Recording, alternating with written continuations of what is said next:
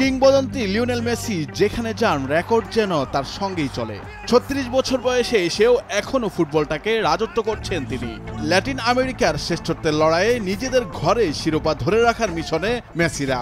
প্রথম ম্যাচে তার দারুণ পারফরমেন্সে দল জিতেছে কানাডার বিপক্ষে। এদিন মাঠে নেমেই গড়েছেন বিরল এক রেকর্ড, ভেঙেছেন ৭০ বছর আগের এক রেকর্ড।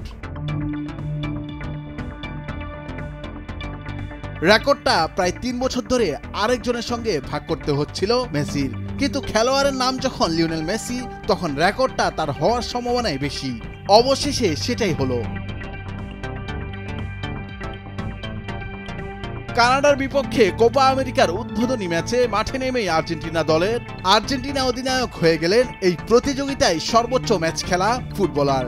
এ নিয়ে কোপার ৭টি আসরে খেলতে নামা মেসির এটি ছিল ৩৫তম ম্যাচ। ২০০৭ সাল থেকে ২০২৪ সাল পর্যন্ত কোপায় অংশ নিয়েছেন সাবেক এই বার্সা তারকা। পিছনে ফেলেছেন চিলির প্রয়াত গোলকিপার সার্জিও লিভিংস্টোনকে। ১৯৪১ সাল থেকে ১৯৫৩ সালের মধ্যে লিভিংস্টোন ৭ আসর মিলিয়ে ৩৪ ম্যাচ খেলেছিলেন।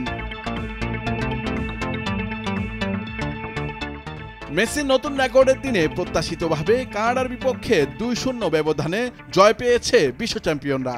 ২ গোলেই অবদান রেখেছেন মেসি, তবে নিজে একাধিক গোলের সুযোগ নষ্ট করেছেন, কিন্তু পুষিয়ে দিয়েছেন আলভারেজ ও ফর্মে থাকা লাউতারো মার্টিনেজ। ফিফা র্যাঙ্কিংয়ে আর্জেন্টিনা আছে শীর্ষে, অন্যদিকে কানাডার অবস্থান ৪৮তম। শক্তিমত্তা সামর্থ্যে যোজন যোজন পিছিয়ে থাকা একটি দলের বিপক্ষে নিশ্চয় আরও বড় জয়ই প্রত্যাশা করেছিলেন আর্জেন্টিনার সমর্থকেরা, কিন্তু সেটা কেন হয়নি ব্যাখ্যা দিতে গিয়ে মেসি বলেছেন, আমাদের জন্য জায়গা খুঁজে পাওয়া কঠিন ছিল।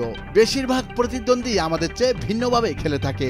বলের নিয়ন্ত্রণ ধরে রাখে ও এক পাশ থেকে অন্য পাশে নিয়ে যেতে আমাদের ধৈর্য ধরতে হয়েছে।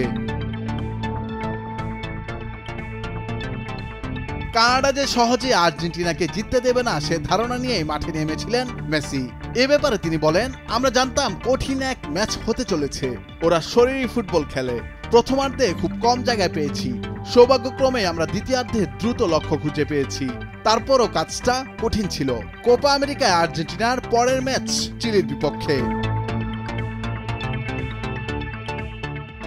নুরুল আফসার, নিউজ ডেস্ক, ভোরের কাগজ।